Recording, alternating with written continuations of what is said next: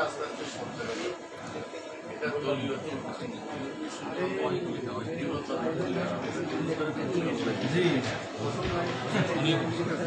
Noakhali secretary সাক্ষাৎকার চলুন।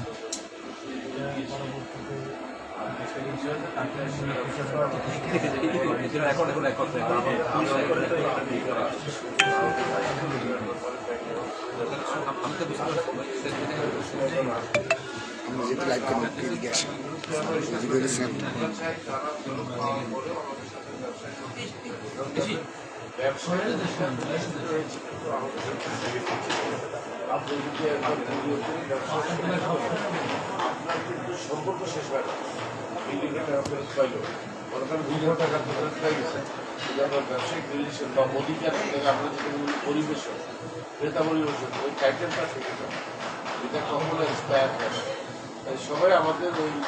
তার বিলিয়নের টাকা ফেরত পাওয়ার পরেও কিন্তু আজীবন তারা আমাদের ইয়ে থেকে যাবে পরিবেশন হিসেবে থেকে যাবে। পরিবেশন আর ইনভেস্টমেন্ট দুটা একসাথে একটা প্যাকেজ।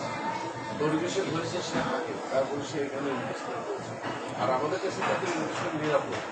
এবং আমরা কেন নিরাপদ বলছি ওদের টাকা দিয়ে আমরা যে দুটা কোম্পানির সম্পত্তি পাওয়া যায় সেই সম্পত্তিগুলো এখনো এক্সিস্ট আছে শুধু পার্টি এগুলো এখন কোর্টের অর্ডার করে আমরা ইয়ে করে আমাদের সবার সাথে যোগাযোগ আছে আর আমি তো প্রতি শনিবারে ইয়ে করি যারা প্রভিট শেয়ারের ডিলার আছে মিটিং করে ওখানে অনেক সময় দেখা গেছে প্রাথমিক পর্যায়ে পরিবেশকরাও আসে তারা ওদের মিটিং দেয়। আমাদের ইচ্ছা হচ্ছে এতগুলো মানুষকে বেকার রাখার ইচ্ছা এই লোকগুলোর কর্মসংস্থান কিভাবে ফেরত পাওয়া উচিত এবং তাদের বিনিয়োগের টাকা ফেরত পাওয়া উচিত এবং এই বিষয়ে আমরা কাজ করি তাড়াতাড়ি একটা রিজাল্ট এখন সামনে ইলেকশন তো ফেব্রুয়ারিতে ইলেকশনের আগে পার্বতীয় যায় না তাহলে ইলেকশনের পরে ইনশাআল্লাহ সবার শুরু হয়েছে মানে ইলেকশনের আগে যে সরকার আছে এটা অস্থায়ী সরকার মানে এখন তো থাকবে না ইলেকশন করে চলবে এবং নির্বাচিত সরকার যারা আছে তারা সব কিছু এগুলো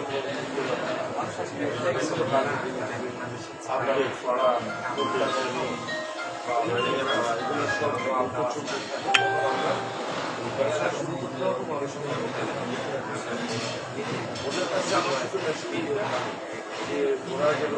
চিন্তা না করে তাদের কাছে আমার বিশ্বাস হিসাব করলাম না আগামী বছর সময়টা